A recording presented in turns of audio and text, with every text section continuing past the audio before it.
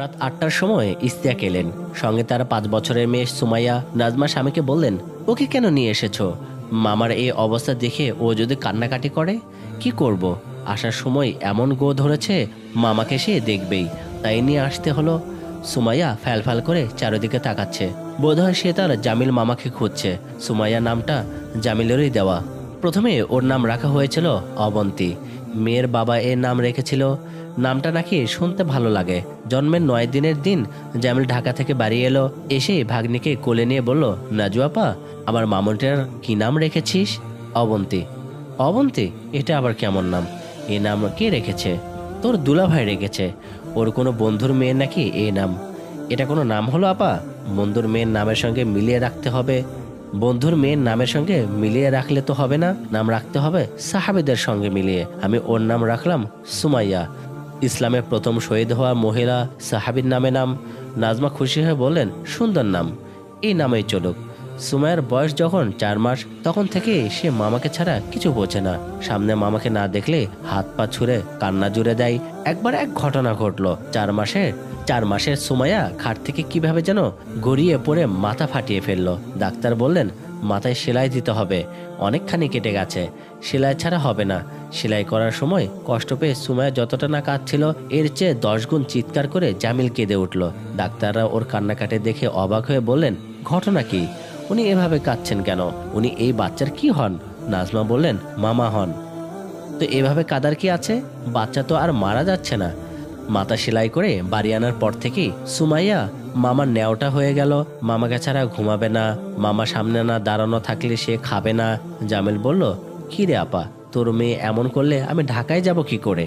এই মেয়ে তো দেখি আমার পড়াশোনা বন্ধ করে দেবে। রাতের বেলা সুমাইয়ার প্রচন্ড জ্বর এলো। নাজমাকে কিছুই করতে হলো না। সারা রাত বাবু কোলে নিয়ে দাঁড়িয়ে থাকতে হলো জামিলকে। হসপিটালে জামিলের বন্ধুদের ভিড় বাড়ছে। ভিড়ের মধ্যে সুমাইয়া তার মামাকে খুঁজতে লাগলো। না পেয়ে বলল, আব্বু, আমার মামা কোথায়? মামাকে তো দেখছে না।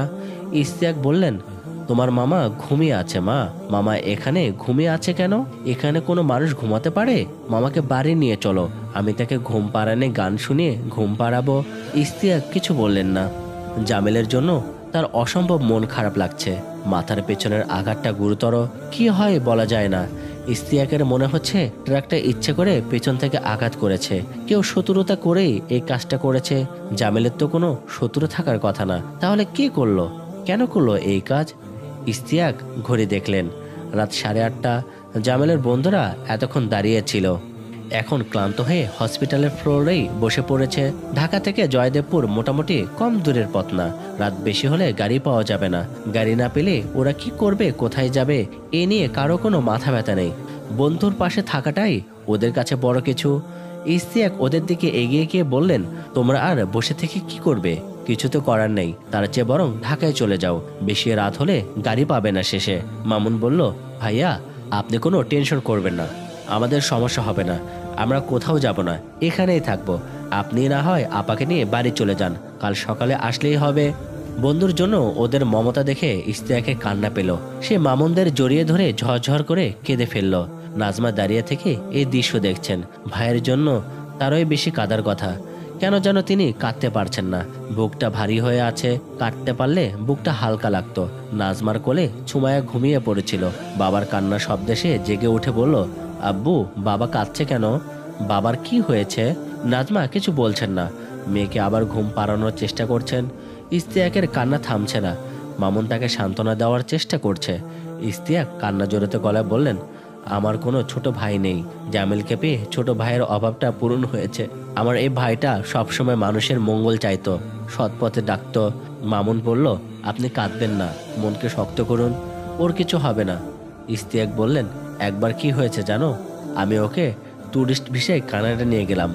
আমেরিকায় টুইন টাওয়ার ধ্বংসের পরের ঘটনা বিভিন্ন দেশের পুলিশ দাড়িওয়ালাদের দেখলেই সন্দেহে চোখে তাকায়।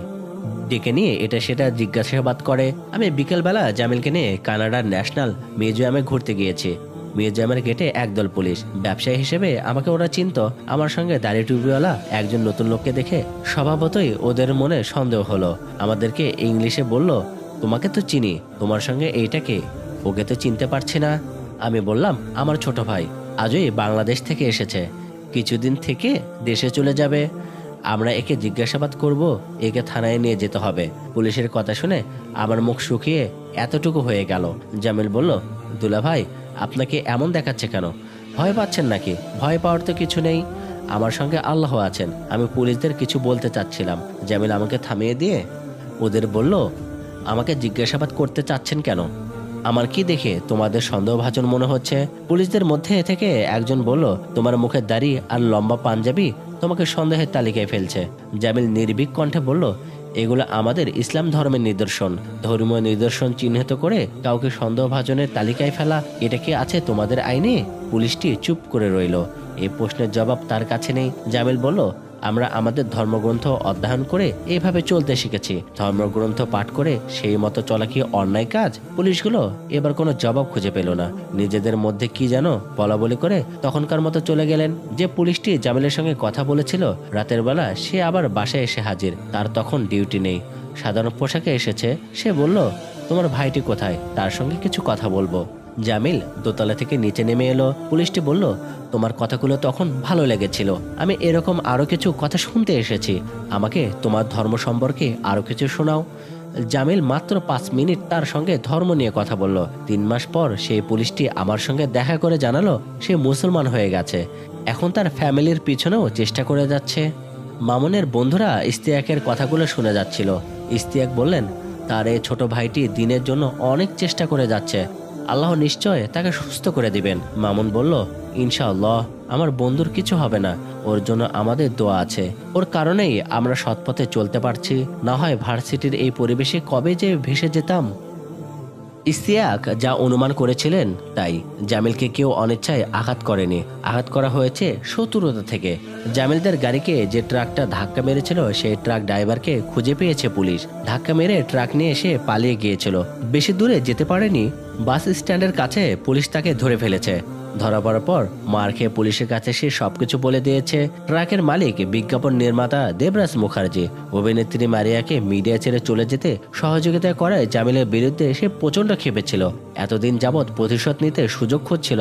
লোক লাগিয়ে এতদিন জামিলের গতিবিধি লক্ষ্য করেছিল দেবরাজ। বিয়ে করে নববধূকে নিয়ে জামিল যাচ্ছে এই খবর তার কাছে ছিল। ট্রাক ড্রাইভারকে আগে থেকে সে রাস্তার প্রস্তুতি রাখা হয়েছিল।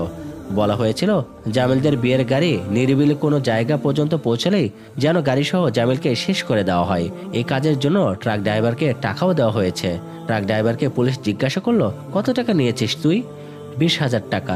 মাত্র 20,000 টাকার জন্য একজন মানুষ খুন করতে নেমেছিস? যদি লোকটা সত্যি সত্যি মারা যায় তোর অবস্থা কি হবে জানিস? সারা জীবন জেলে পচে মরতে হবে। ট্রাক ড্রাইভার গরিব মানুষ, টাকার লোভ সে সামলাতে পারেনি। কাজটি করে এখন সে অনুতপ্ত, তাকে বেশ চিন্তিত দেখাচ্ছে। হসপিটালে জামিল যদি মারা যায় তাহলে তার এবং তার পরিবারে কি উপায় হবে, এটা নিয়ে সে শঙ্কিত। ট্রাক ড্রাইভার বুঝতে পারছে এইসব খুন খারাপিতে রাঘব বোয়ালরা ধোয়া ছোঁয়ার বাইরেই থেকে যাবে। দেবরাজের মতো লোকদের পুলিশ ধরবে না, ধরা পড়বে ট্রাক ড্রাইভারদের মতো সাধারণ মানুষেরাই। জেরেনকে হালকা ডোজের ইঞ্জেকশন দিয়ে ঘুম পাড়িয়ে রাখা হয়েছিল। রাত 10টার দিকে ঘুম ভাঙল।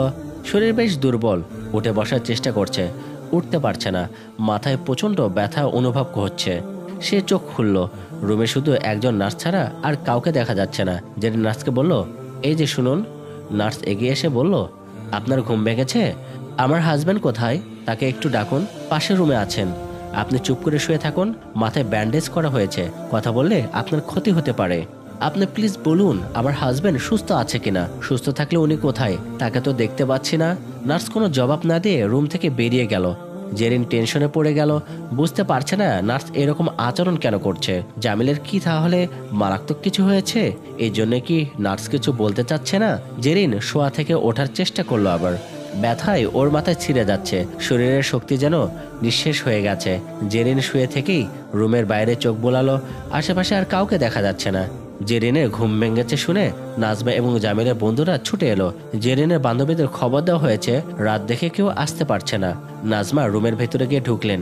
বন্ধুরাও ঢুকতে চাইলে মামুন দরজার কাছে বাধা দিল। জহির বলল, বাধা দিচ্ছিস কেন? চল দেখে আসি। দেখতে যাওয়া যাবে না। কেন যাবে না? ও এখন জামিলের স্ত্রী, অন্যের স্ত্রীকে দেখা অন্যায়। এটা কোনো কথা হলো? তুই কি কোনোদিন কারো স্ত্রীর দিকে তাকাসনি? বন্ধুর স্ত্রী অ্যাক্সিডেন্ট করে হসপিটালে বেডে পড়ে আছে। সে কেমন আছে, কি অবস্থায় আছে দেখবো না? মামুন বলল, তোর কথা ঠিকই আছে, অন্যের স্ত্রীর দিকে অনেকবারই তাকিয়েছে, কিন্তু এটা যে অন্যায় জামিলের সঙ্গে থেকে থেকে এতদিনে বেশ বুঝতে শিখেছি। জহিরকে মানানো যাচ্ছে না। সে বলল, রুগী দেখা তো ভালো কাজ, দেখলে ক্ষতি কি? মামুন মরিয়া হয়ে বলল, কেন বুঝতে পারছিস না? আমাদের বন্ধু একজন দিনদার মানুষ, আমরা দেখতে গেলে ওর স্ত্রীর পর্দার ক্ষতি হবে। ভেতরে যাওয়ার কোনো দরকার নেই, নাজমা আপা দেখে আসুক, তার কাছ থেকে সব শোনা যাবে। জেরিন জেগেই ছিল। নাজমাকে রুমে ঢুকতে দেখে আকুল কণ্ঠে বলল, আপা, জামিল কোথায়? ওর কিছু হয়নি তো? ও ঠিক আছে তো? নাজমা বললেন, তুমি টেনশন করো না, জামিলের কিছু হবে না, ও ঠিক আছে। ঠিক আছে তো কোথায়?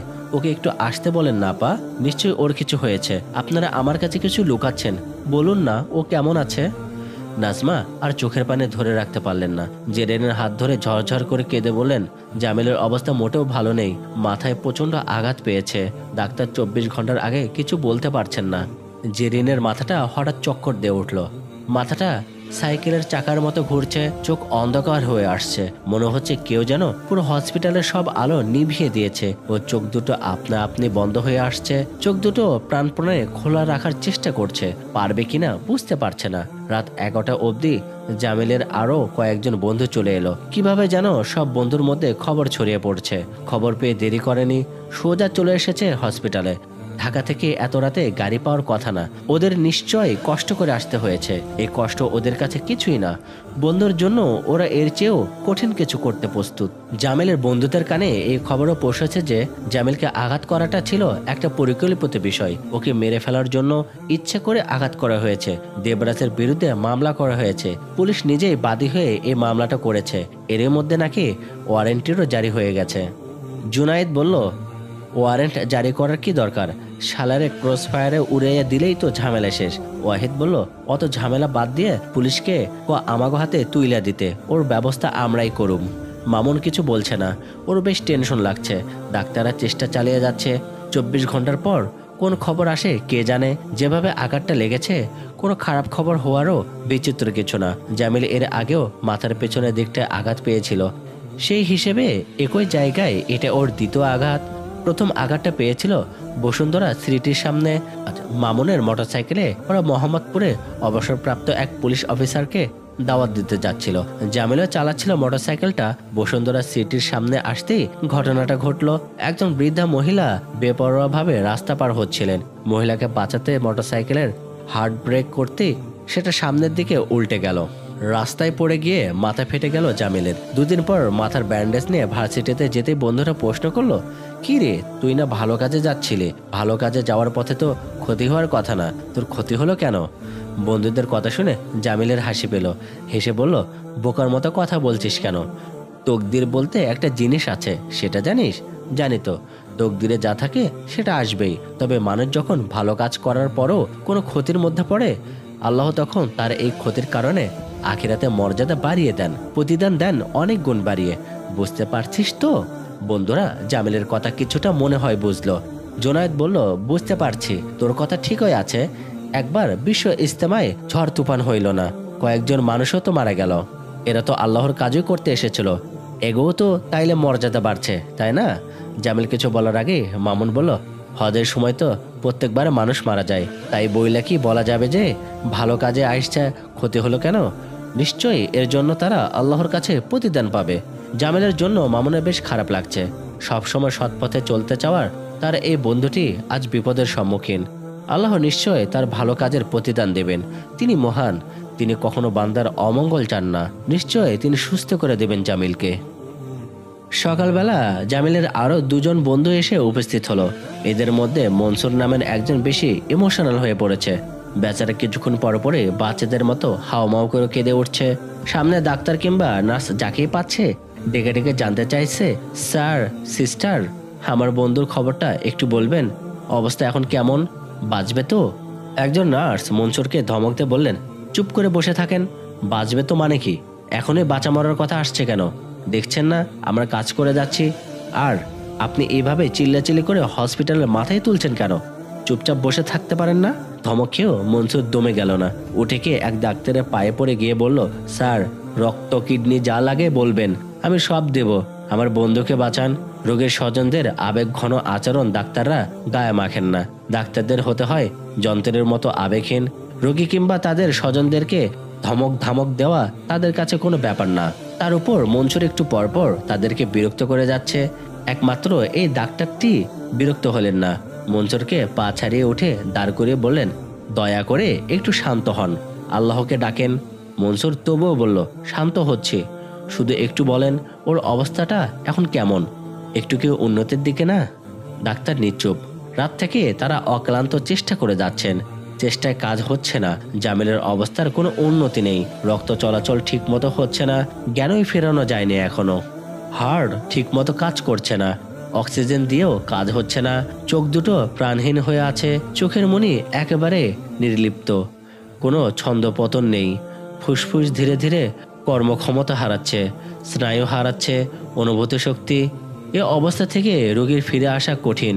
ডাক্তারি ইতিহাসে এমন পেশেন্ট খুব কমই বেঁচেছে। সারাদিন সবার টেনশনের মধ্যে দিয়ে কেটে গেল, দুশ্চিন্তায় এক একজন ক্লান্ত পরিশান্ত। জেরিনকে ডাক্তাররা বিছানা থেকে উঠতে বারণ করে দিয়েছেন। জেরিন মানতে চাচ্ছে না, বারবার উঠে গিয়ে জামিলকে দেখে আসতে চাইছে। উপায়ন্তর না দেখে আবারও তাকে ইঞ্জেকশন দিয়ে ঘুম পাড়িয়ে রাখা হলো। রাতে জামিলের অবস্থা আরো খারাপের দিকে গেল। রাজ্যের উৎকণ্ঠা নিয়ে অপেক্ষা করছিল সবাই। 9টার সময় বয়স্ক এক ডাক্তার আইসিইউ থেকে বের হয়ে ইস্তিয়াককে বললেন, আপনি রোগীর কে হন? আমি ওর দুলাভাই, একটু আমার রুমে আসুন। শুধু ইস্তিয়াককে যেতে বললেও মনসুরও ডাক্তারের রুমে প্রবেশ করলো। ডাক্তার সাহেব চিন্তিত মুখে ইস্তিয়াকের দিকে কিছুটা সময় তাকিয়ে রইলেন। এরপর দীর্ঘ শ্বাস ফেলে বলেন, রোগীর অবস্থা কোনো উন্নতি নেই, আমাদের চেষ্টার কোনো ত্রুটি হচ্ছে না। ধৈর্য ধরুন আর আল্লাহকে ডাকুন, মানসিকভাবে প্রস্তুত থাকুন, বলতে পারছি না কি হয়। ডাক্তারের কথা শুনে মনসুর বাচ্চাদের মতো কেঁদে ফেলল। ডাক্তার ওর কাঁধে হাত রেখে নরম গলায় বলেন, কাঁদবেন না, একটু শক্ত হন। কি করে শক্ত হব স্যার? মনসুর আবেগ ধরে রাখার প্রাণপণ চেষ্টা করেও পারছে না, কেঁদেই যাচ্ছে। ডাক্তার সাহেব বললেন, এত অবুঝ হলে কিভাবে হবে? রোগী আপনার কি হয়? ও আমার খুব ভালো বন্ধু স্যার, ওর মতো বন্ধু থাকা যে কারোর জন্য ভাগ্যের ব্যাপার স্যার। আমার বাবার একবার কঠিন রোগ হলো। ডাক্তাররা হতাশ হয়ে বললেন, দেশের বাইরে কোথাও নিয়ে যেতে পারেন কিনা দেখেন। বাবাকে দেশের বাইরে নিয়ে গিয়ে চিকিৎসা করার মতো সামর্থ্য তখন আমাদের পরিবারে ছিল না। আমরা আশা ছেড়ে দিয়েছিলাম। আমাদের অসহায়ত্ব দেখে জামিল এগিয়ে এলো, বলল, টেনশন নিস না, আল্লাহর উপর ভরসা রাখ, ব্যবস্থা নিশ্চয়ই একটা না একটা হয়ে যাবে। 3 দিন পর জামিল কোথা থেকে যেন টাকা নিয়ে এলো। বললাম, এত টাকা কিভাবে ম্যানেজ করলি? জামিল বলল, সেটা তোর জানার দরকার নেই, তোর বাবার চিকিৎসা হওয়ার দরকার, এটাই বড় কথা। বন্ধুদের কাছে পরে জানলাম জামিল ওর গ্রামের বাড়ি গিয়ে জমি বন্ধক রেখে টাকার ব্যবস্থা করেছে। আমি জামিলকে বললাম, তুই আমার জন্য এত কষ্ট করলি? জামিল আমাকে জড়িয়ে ধরে বলল, বন্ধুর জন্য এতটুকু করব না, কি বলিস? বিশ্বাস করুন স্যার, সেদিন ওই টাকার ব্যবস্থা না হলে কি যে হতো আমার ফ্যামিলির, সবাই কি যে টেনশন করেছি। ওই টাকাটা না হলে হয়তো বাবাকে বাঁচাতে পারতাম না। কথা বলতে বলতে মনসুরের কান্নার গতি আরো বেড়ে গেল। ইস্তিয়াক তাকে নিয়ে রুম থেকে বেরিয়ে এলেন। মামুন, নাজু আপা এবং জামিলের অন্য বন্ধুরা দরজার বাইরেই দাঁড়িয়েছিল। এই সময় ইন্টেন্সিভ কেয়ার রুমের একজন নার্স ছুটে এসে বললেন, আপনাদের মধ্যে মামুনকে? মামুন এগিয়ে এসে বলল, আমি মামুন। কি হয়েছে সিস্টার? রোগীর জ্ঞান ফিরেছে, তবে অবস্থা বেশি ভালো না, উনি আপনাকে যেতে বলছেন, আপনি আসুন। নাজমা বললেন, আমি পেশেন্টের বড় বোন, আমি আসতে পারবো কি? নার্স মহিলাটি এক মুহূর্ত কি যেন ভাবলেন, তারপর বললেন, ঠিক আছে, আপনিও আসুন। জামিল চোখ বন্ধ করে আছে, ওর গায়ের শেরওয়ানিটা এখনো খোলা হয়নি। শেরওয়ানির কয়েক জায়গায় সপ রক্তের দাগ লেগে আছে। নাজমা সেদিক থেকে চোখ ফিরিয়ে নিলেন, তার দেখতে ভালো লাগছে না। ছোটবেলা থেকে রক্তের প্রতি জামিলের অ্যালার্জি ছিল, রক্ত দেখলে ভয় পেত, মাথা ঘুরতো, বমি বমি হতো। একবার কোরবানির ঈদের সময় এক কাণ্ড ঘটল। জামিলের বয়স তখন 10 কি 12। ঈদের 4 দিন আগে গরু কেনা হলো। গরুকে সময় মতো গোসল করানো, ঘাস খাওয়ানো, থাকার ব্যবস্থা সবকিছু জামিল নিজ হাতে তদারকি করলো। ঈদের দিন গরু জবাই করার সময় রক্ত দেখে ওর মাথা ঘুরে গেল। অজ্ঞান অবস্থায় ধরাধরি করে বাড়ি এনে মাথায় পানি ঢালা হলো। 3 দিন সময় লাগলো ওর স্বাভাবিক অবস্থায় ফিরে আসতে। নাজমা চোখ ভিজে উঠল। রক্ত দেখে ভয় পাওয়া তার আদরের ভাইটি আজ নিজেই রক্তে মাখামাখি হয়ে শুয়ে আছে। ঘরে মানুষজনের হাঁটা চলার আওয়াজ পেয়ে জামিল চোখ খুলল। তার চোখের দৃষ্টি ক্ষীণ, চোখের মনিতে উজ্জ্বলতা নেই। ঘোলাটে দেখা যাচ্ছে চোখ জোড়া, ঠোঁটগুলো মৃদু নড়ছে, যেন কিছু বলতে চাচ্ছে। নাজমা কিছুটা দূরে দাঁড়িয়ে আছেন। মামুন জামিলের বিছানায় বসলো, এলিয়ে দেওয়া হাতটি ধরল। জামিল ক্ষীণ গলায় থেমে থেমে বলল, ভাই, তোর সঙ্গে আমার কিছু কথা আছে। জামিলের অন্য বন্ধুরাও ডাক্তারের অনুমতি নিয়ে ঘরে এসে ঢুকেছে। ঢুকে রোগীর সামনে এসে দাঁড়িয়েছে। জামিল কথা বলতে পারছে দেখে ওদের আনন্দ লাগছে। এই আনন্দ স্থায়ী হবে কিনা কেউ বুঝতে পারছে না। জামিল বলে যাচ্ছে, তোরা সবাই এসেছিস, ভালোই হয়েছে। এখন আমি কিছু কথা বলছি, মনোযোগ দিয়ে শোন প্লিজ। আমি চেয়েছিলাম ভার্সিটিকে দিনের আলোয় আলোকিত করতে। আল্লাহর রাস্তায় যাওয়ার জন্য তোদের অনেক বিরক্ত করেছে এতদিন। মনে কষ্ট রাখিস না, যা করেছি তোদের ভালোর জন্যই করেছি। জামিলের ঠোঁট কাঁপছে, কথা বলতে কষ্ট হচ্ছে খুব, তবুও বলে যাচ্ছে, পৃথিবী থাকার জায়গা না, যে কেউ যখন তখন চলে যাবে, এটাই নিয়ম। আমি থাকলাম কি চলে গেলাম সেটা বড় কথা না। তোদের প্রত্যেককেই হতে হবে দিনের এক একটা আলোকবর্তিকা। মানুষকে অবিরাম আলো বিলিয়ে যেতে হবে। অধর্মের বিপরীতে দিনের, অসত্যের বিপরীতে সত্যের আলো। জামিলের কণ্ঠ ক্ষীণ থেকে ক্ষীণতর হয়ে আসছে, চোখ আরো ঘোলাটে দেখাচ্ছে। ও ইশারায় দূরে দাঁড়ানো নাজু আপাকে ডাকলো। নাজমা সামনে এলেন, জামিলের ঠোঁটে ক্ষীণ হাসির রেখা। বলল, আপা, জেরিনকে দেখিস, অনেক ভালো একটা মেয়ে, ধর্মীয় আলো থেকে বঞ্চিত হয়েছিল। ওকে আলো দেখানোর দায়িত্ব আমাদের। জামিল আর কথা বলতে পারছে না। নার্স মহিলাটা বললেন, আপনারা ভিড় হালকা করুন, রোগীর পাশে এতক্ষণ থাকা যাবে না, ওনার কষ্ট হচ্ছে, প্লিজ বাইরে গিয়ে দাঁড়ান। নাজমা তার আদরের ভাইটির হাত ধরে বসেছিলেন। হাত ছাড়তে ইচ্ছা হচ্ছিল না তার। ছোটবেলায় এই হাত ধরে দুজনে মিলে স্কুলে যেতেন। স্কুলে যাওয়ার পথে খালের ওপর ছোট্ট একটা বাঁশের সাঁকো পড়তো। এত চিকন সাঁকো, একটা মাত্র বাঁশ বিছানো ছিল। নাজমা অনেক কষ্টে এক হাতে বই আর সাঁকোর বেরি, অন্য হাতে শক্ত করে জামিলের হাত ধরে থাকতেন, যেন পড়ে না যায়। হাত ধরে ধীরে ধীরে সেই সাঁকো পার করতেন। নাজমা ছোট্ট ভাইয়ের হাত ছেড়ে রুমের বাইরে গিয়ে দাঁড়ালেন। এরপর রুমে দুজন ডাক্তার এসে ঢুকলেন। কিছুক্ষণ পর বেরিয়েও গেলেন। দুজনের মুখেই শুকনো, বোঝা যাচ্ছে তাদের সব চেষ্টা ব্যর্থ। সবাই ভীষণ মন খারাপ করে নিশ্চুপ হয়ে বসে আছে, খারাপ কোনো খবর শোনার অপেক্ষা করছে। নাজমা কিছুক্ষণ পর পর ওড়না দিয়ে চোখের পানি মুছছেন। তার চোখ অসম্ভব লাল হয়ে আছে। জেরিন নার্সদের চোখ ফাঁকি দিয়ে মাথায় ব্যান্ডেজ নিয়ে দুর্বল পায়ে ও রুম থেকে বের হয়ে এলো।